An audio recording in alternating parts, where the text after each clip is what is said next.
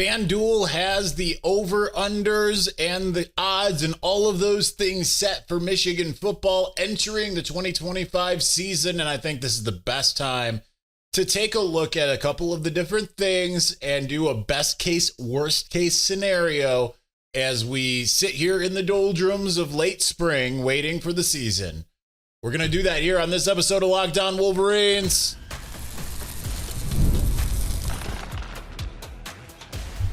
You are Locked On Wolverines, your daily podcast on the Michigan Wolverines, part of the Locked On Podcast Network, your team every day. Happy Wednesday. We are back and doing it. Locked On Wolverines podcast, part of the Locked On Podcast Network, where it's your team every day. I'm your man on the ground, Isaiah Hole, publisher of WolverinesWire through USA Today Sports Media Group. First off, I want to give a big thanks and shout out to Pastor Dave Scarlett for having me on his show, Take 5 on His Glory. You can check that out. I don't know when it's going to be up. I know it was live, I think. And I'll tell you what, man. I had a little bit of a stomach ache as it started, so that was kind of almost not fun. All right, so FanDuel, sponsor of this show, has a new has all their things up. Michigan with an over under of 8.5, the fourth best odds to win the Big Ten. I'd have to look here, and I have it up here. We're doing it on the phone just for ease. Conference winners, like I said, Michigan's fourth favorite to win the conference. As far as favorite to win the entire shebang, they are, let's see, 1, 2, 3, 4, 5, 11th. So they're right up there. They're ahead of Tennessee, Texas A&M, Miami, Florida, South Carolina, Oklahoma, who Michigan plays in week 2. Behind Texas and Ohio State are tied for the favorite. I don't really understand the Ohio State love.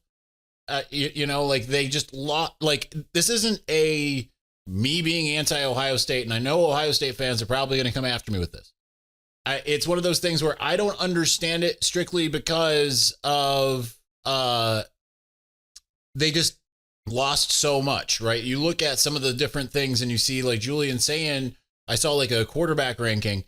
Bryce Underwood was ranked 8th. Julian Sayin was ranked 3rd. Like, we don't know anything about Julian Sayin, and yet, like, because he has a year of college, but not of playing, right?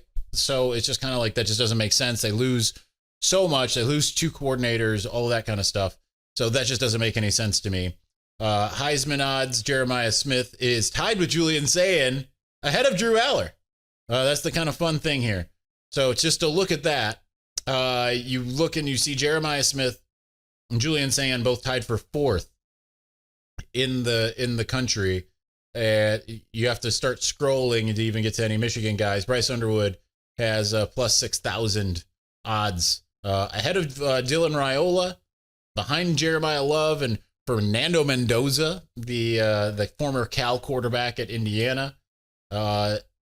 So to me, it's some of it's a little silly, but some of it is obviously recognizing that there aren't a lot of really great options, particularly at quarterback, right? That's, accidentally trying to bet somebody here. Arch Manning is in the lead. Cade Klubnik, then Garrett Nussmeier, then Julian Sayin, Jeremiah Smith, Drew Aller, DJ Lagway, Dante Moore, Lenora Sellers, Carson Beck, John Mateer, Austin Simmons, Sam Levitt, Ty Simpson, CJ Carr, Lloyd Carr's grandson, Kevin Jennings, Gunnar Stockton, Miller Moss, Ryan Williams, Devin Dampier, Joey Aguilar, Marcel Reed, Fernando Mendoza, Jeremiah Love, Jackson Arnold, and then Bryce Underwood. So that's where we're at as far as that's concerned. I think that some of this is a little silly. And usually I wish you could easily go back to see what those odds for all of the above were in advance of, not in advance, but like from a year ago, 2 years ago, just to see how silly they always become, or how much silly they always end up looking. But at the same time, I'm not sitting here saying like, well, it's ridiculous that Bryce Underwood is not considered a Heisman before people start putting words in my mouth. I just think that it's a much more wide open. There aren't any obvious clear stars in college football at the quarterback position. Number one, there's not a lot of huge stars. Jeremiah Smith is among them. I think it's ridiculous that he is considered to be tied with Julian Sand. I understand he'd have to be the recipient, but generally you don't see both the quarterback and the wide receiver. Sometimes you do, but it's usually going to be one or the other. And I think that Jeremiah Smith is probably more likely to be a guy that could help out Julian Sand in his second year.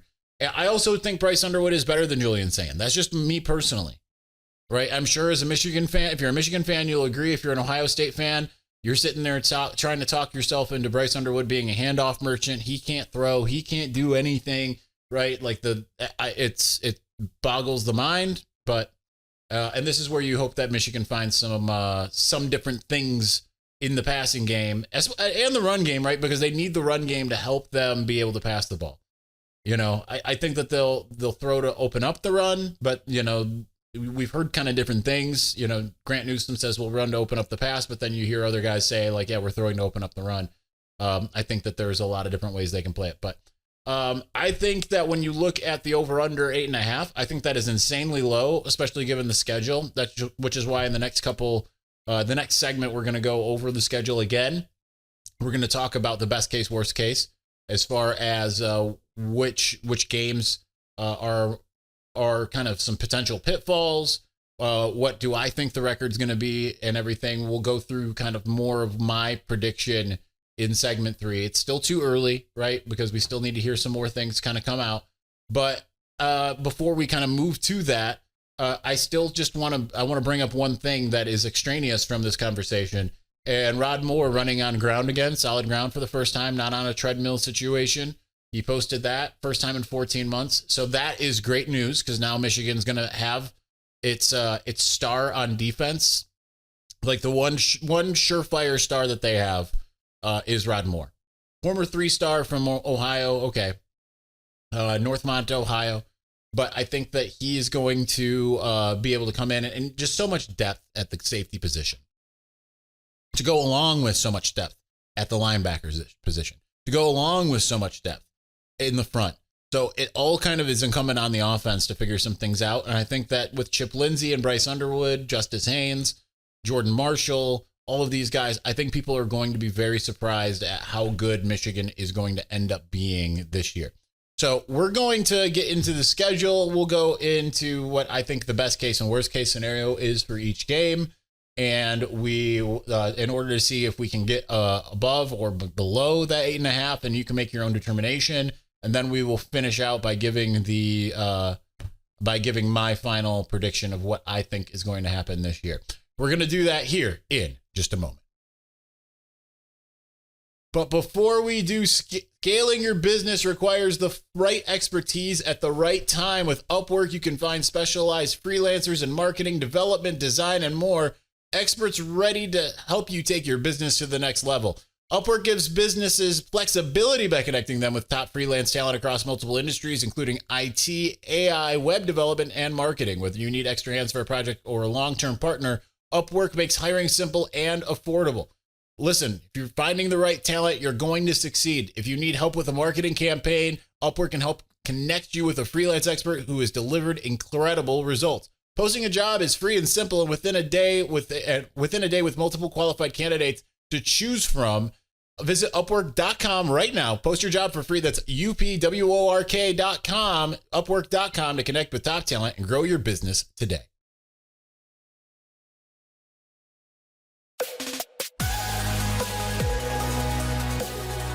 All right, again, I think 8.5 is super low for Michigan. I understand the Vegas is going to look at it and they're going to say, all right, well, you know, who knows?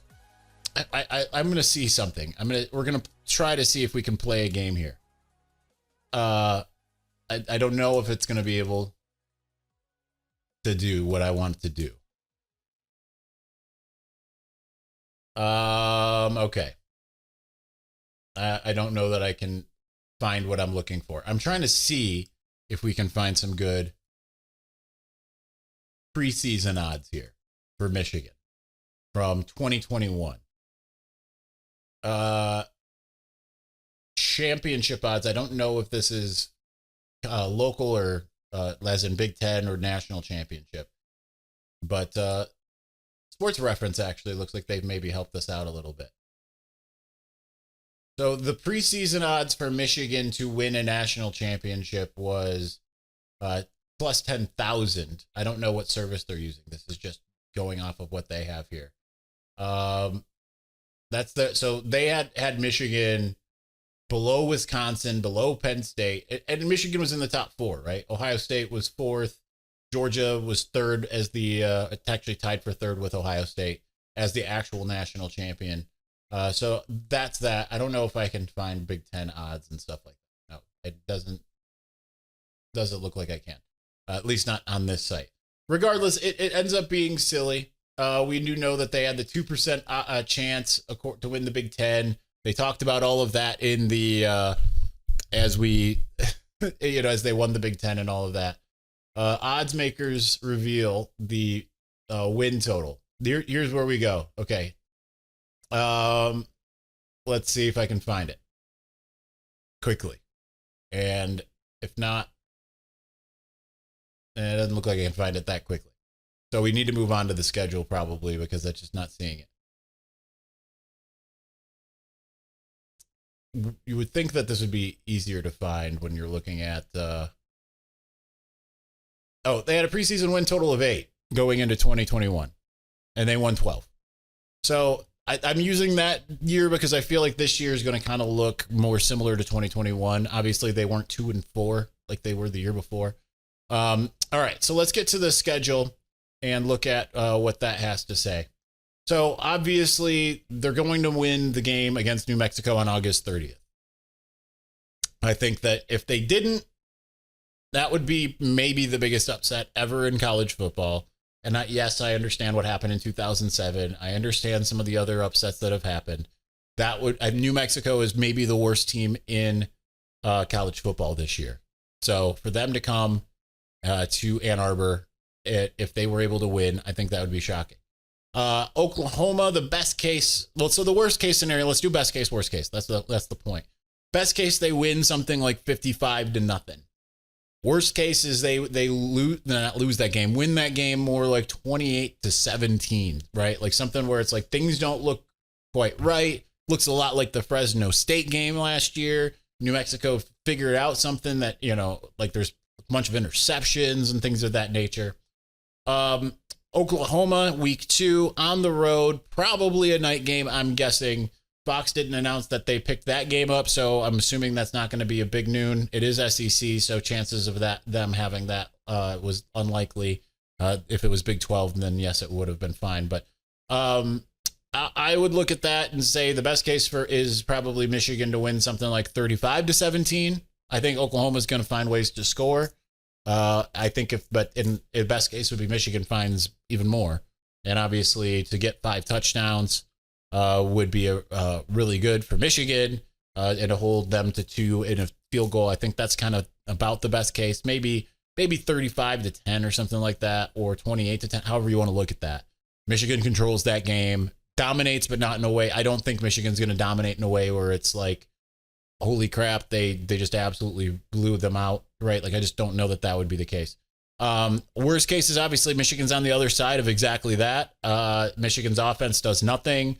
Looks like Notre Dame in 2014, and Michigan loses that game like 30-0. Offense just cannot find it against a Brent Venables defense. Central Michigan is basically the same as New Mexico, so we're just going to say that the exact same deal.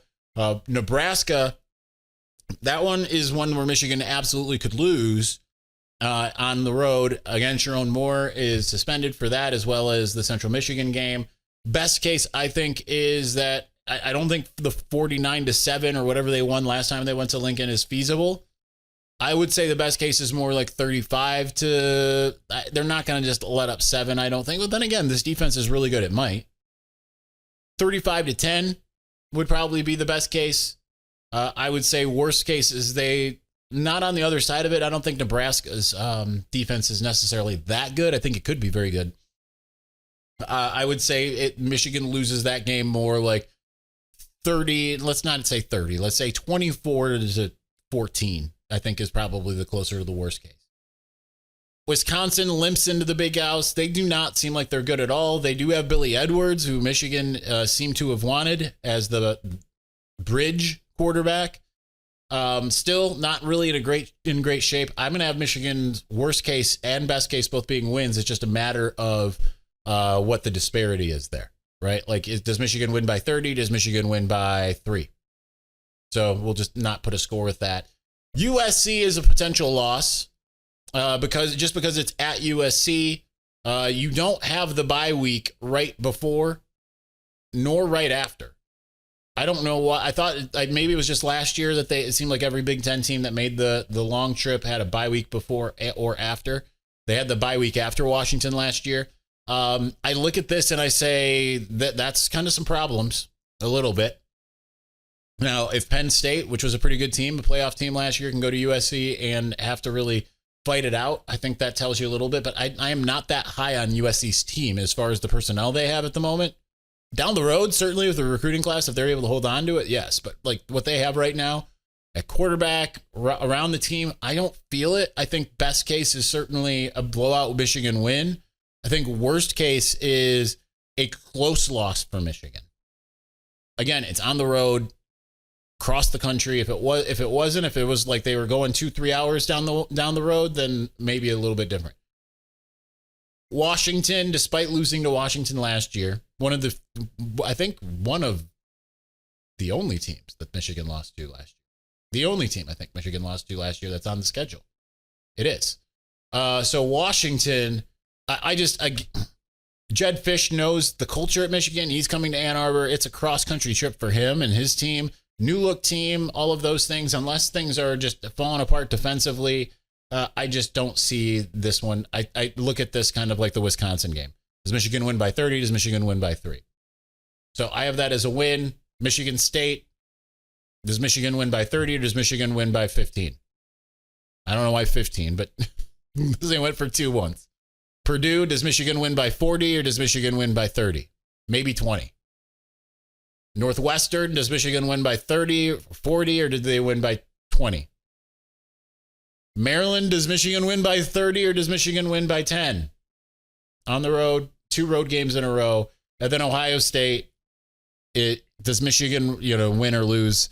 I have Michigan winning given the last 4 years, given I think Michigan is built to beat Ohio State still, and Ohio State has still not figured that out, has not figured out how to change that. So that one is a potential win or loss there. So if you're looking at your best case, Michigan could go undefeated. That's possible. Is it probable? I don't think it is, but they could. The schedule is, if it featured Penn State or Oregon, heck, Indiana, I think then you're looking at some different things. But you look at some of the Big Ten ratings out there. Tom Fornelli put out his Big Ten power rankings. He had Michigan 4th, which is what they're slated to finish according to FanDuel. And they had Michigan 4th in the conference, but didn't, like, the only top team it faced is obviously Ohio State, who has a 4-game winning streak against. And then outside of that, everyone else was below. And most of the teams were at the very, very bottom. So Michigan has a much more amenable schedule, even with the home away. So, all of that. All right. So what do I think was going to happen? Let's get into that. And we're going to do so here in just a moment. But before we do, the NBA playoffs are in full swing, and every night delivers highlight-worthy performances, major momentum shifts, and can't-miss moments. Whether it's a game-winning shot or a breakout player, there's never been a better time to get in on the action. FanDuel makes it easy to stay in the game before tip-off and live. With player props, performance trends, and same-game parlays, fans have more ways than ever to play smart and to win big. Which players are showing up in the biggest moments? How could that's the best thing, is using the tracking. You can look at their trends and it will help you build your next bet. And you know what? If you've got a read on who's heating up in a game, why not back it up with the same game parlay? So if you're new to FanDuel, it's the perfect time to sign up. Head to FanDuel.com, place your first $5 bet. If it wins, you'll get $200 in bonus bets rather. Make every moment more with FanDuel, official sports betting partner of the NBA.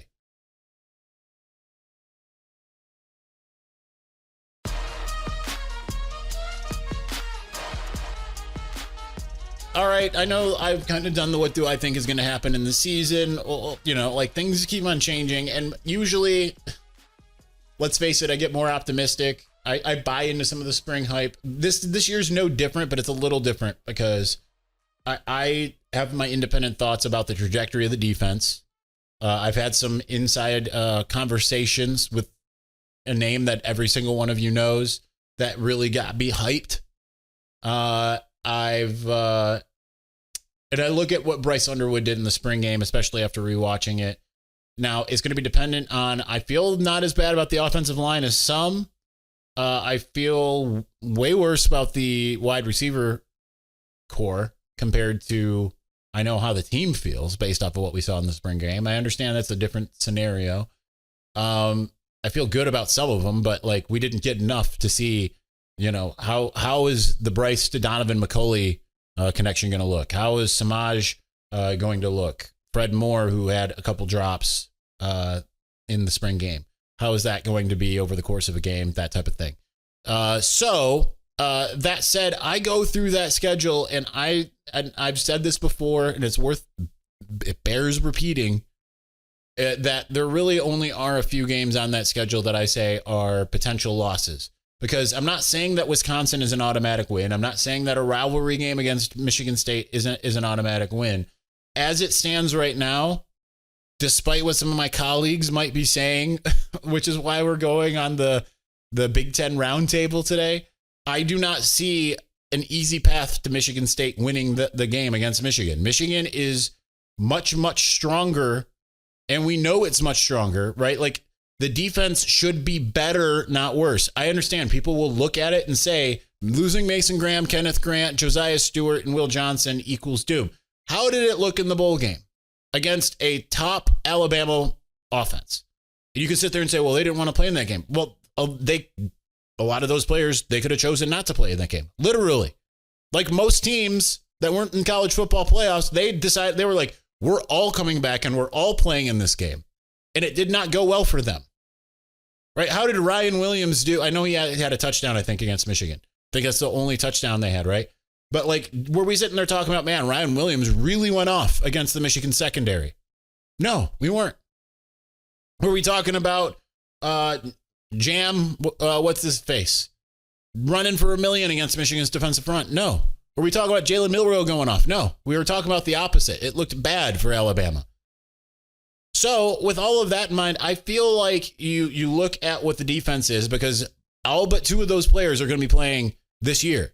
And they brought in transfers, and there's another year of consistency with Wink Martindale and all of that. So I think that you look at that and you say, this defense should be better, especially if they can get back to complementary football and the offense can do some of its job.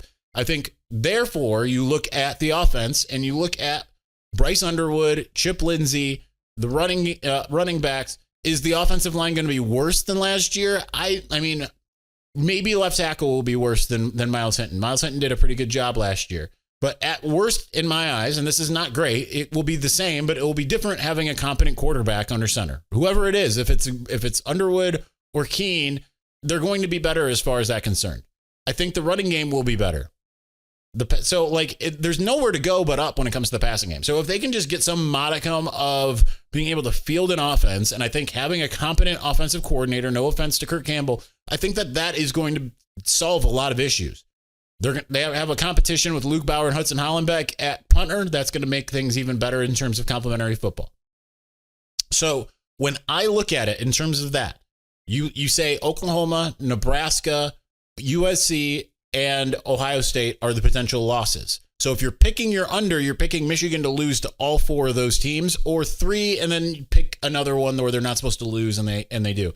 Michigan has not, in the last several years, lost games that they're not supposed to lose. Right? Like, and heck, in the last decade, generally they did not lose games that they weren't supposed to lose. Like, because you look at Indiana last year, well, Michigan was supposed to lose that game, maybe not in the preseason, but by the time you started to see what both those teams were, you're like, okay, yeah, Michigan's going to get destroyed in Bloomington. Didn't get destroyed, but that's what the kind of prevailing thought was by the time that game rolled around. So usually, even in the early Harbaugh years, it was Michigan would beat the teams it was supposed to beat and then lose to the teams that it was relatively even with. And then the last 4 years, you've seen Michigan essentially win the games they're supposed to win, and then lose the games they were probably going to lose, and then beat a couple of the teams they had no business beating. Ohio State in a couple of those years. I mean, even in 2021, 22, 23, Michigan was among the best teams in the country. I do think that if Michigan played those games over and over, they would win more than not. But I think there's also a component to it where it's like Ohio State has a stronger path. Now, last year, that's not the case, of course, right? Ohio State probably would have won that game 9 times out of 10 or 8 out of 10, and they just didn't. So Michigan has shown that it can do that now, which is not how it had been for 20-something years. Going and playing teams that it had no business beating and beating them. So the worst case is 8-4. The best case is undefeated. I'm going to go ahead and say that it'll probably be somewhere more like, I want to say 11-1. I'm going to say 10-2 because it would not surprise me if either they lost those first 2 tough games, they beat Oklahoma, lose to Nebraska while Sharon is suspended, lose to USC just by virtue of it being the West Coast trip, no rest, all of that, tired bodies, overconfidence, whatever, but then run the table. But for now, I think that Michigan will beat Ohio State again. I think they'll beat Oklahoma or Nebraska. So to me, now I kind of feel like more like it's likely that they beat Oklahoma, and Nebraska feels a little bit more dicey to me. But if they had Sharon more, if that was more week 6 rather than week 4, to me, that game looks different. I don't know. That's where I'm at. So personally, FanDuel wise, I'm taking the over. I don't know if I'm taking Michigan to win the conference. That's going to be difficult, but I don't think that Penn State, as much as they're trying to run things back in the same way Ohio State and Michigan both did, I don't think they have the same type of team. Jim Knowles has taken a couple of years to kind of get his thing going. So I don't even know that defensively, and they lose Abdul Carter. I don't know that they're there, but maybe it's a little bit different with the 12-team playoff compared to the 4, right? They don't have to be one of the best of the best of the best like Michigan was for 3 years. They can just be one of the best. But not playing Oregon, not playing playing Penn State, that's helpful for Michigan. And to me, when I look at that schedule, if you have them losing every game with a pulse, then what are we even doing here? Right? Like, they've got too much talent, and the defense is becoming a little bit more like a Phil Parker at Iowa type of deal. Maybe didn't look quite as good at the beginning of last year, but I feel like now you're starting to get to the point where it's like, okay, once the guys all understand what their role is, then good luck. We saw that against Alabama. All right, that's going to do it for us today. We'll be back with a mailbag tomorrow. We're going to have Josh Henschke on. I don't know if it's going to be this week or if it's going to be next. But we'll have him on to talk about what he's hearing about the Sharon Moore suspension and the NCAA and all of that. But we will get to that when we get to it. So anyway, thanks for watching. Thanks for listening. We'll talk to you again soon. Peace.